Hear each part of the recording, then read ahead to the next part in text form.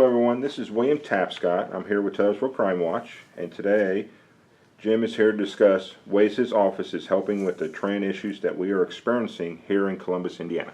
Okay, just to give you a little bit of background, a few years ago, 2011, the CSX Railroad entered into an agreement with the Louisville and Indiana Railroad, whereby CSX would lease the tracks that run from Louisville up to Indianapolis. And these are the tracks that run through Columbus on the west side of the downtown area, real close to the 3rd Street Bridge. State Road 46 crosses those tracks as it comes into Columbus from the west side. We've had a number of calls here recently about people who have been delayed, by the trains. And right now we're not getting a great number of trains on a daily basis, but the ones that come through seem to be moving pretty slowly. And because of that, it takes them a long time just to clear the crossing. Part of the reason for the slowdown in the speed of the train is that the railroad is working on the Flat Rock River Bridge. If you're familiar with Noblet Park, you can walk out there and sort of see what they're trying to do. Or if you go up Indianapolis Road just past overhead door and look to your right really quickly, you can see them back there in the tree line, preparing to work on that bridge. Sometime later this fall, they're going to construct a new bridge next to the old one. They'll have some big cranes come in here, take that old bridge, set it aside, take the new bridge, set it on. Should be kind of interesting to watch. But when that happens, that will complete the reconstruction of the railroad all the way from Louisville to Indianapolis. And that's when we expect to see a little bit of a speed up in the speed of the trains, but we'll also see a greater volume. We'll see more trains, and we don't really know how much. The railroad has estimated that we may have as many as 1 an hour, but I don't know that would be consistent day and night. But so we may have 10 during the day and 10 at night. We may have 20 during the day and 4 at night. We just don't know.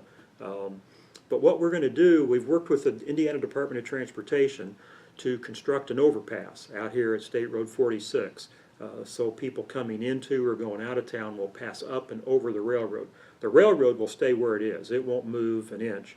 But what we'll do is take State Road 46, we'll swing a little bit south of where it is today, and then we'll go up about 30 feet and down, and then line up to the bridges that come into the downtown area. It'll be a pretty neat view. We want people who are driving on that to stay focused on their driving, but you'll get a pretty good view, I think, of what downtown Columbus looks like, both to the north and to the east, if that's the way you're traveling.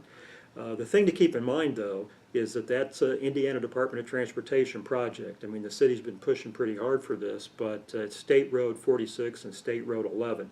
So INDOT will be the ones, managing the project, designing it, and so forth. Right now, where they are is they're in what they call land acquisition, which means that they've hired appraisers, they've gone out and identified the ground they actually need to buy. Once the appraisers get back to them with a number, on a per acre cost, then they'll get in touch with the landowners and purchase the land that they need. I think the last time I saw a number, it was somewhere around 30 acres, that they're going to have to buy. That will set us up for construction, but construction probably won't start until the 3rd quarter of 2019. So I mentioned earlier that the bridge, Flat Rock River Bridge, will probably be finished in the 3rd quarter of 2018. So we'll have about a year where we'll have to get by with what we've got right now. And actually a little bit longer than that, because although construction will start in the 3rd quarter or 4th quarter of 2019, it won't be finished until sometime in 2020, and it could easily be the 3rd or 4th quarter of 2020. So we're going to have a little overlap here where the train traffic will be problematic for us, but there is a solution on the way. We're kind of excited about it. It's a big project. I mean, it'll be somewhere between $28 and $30 million, but the state of Indiana is going to pay most of that, and it's going to alleviate a problem that we've got. But just wanted to bring everybody sort of up to speed on sort of where we stand with that project. You really don't see too much happening right now, but there is it is on track, as we say, and we look forward to having it completed sometime in 2020. Thanks.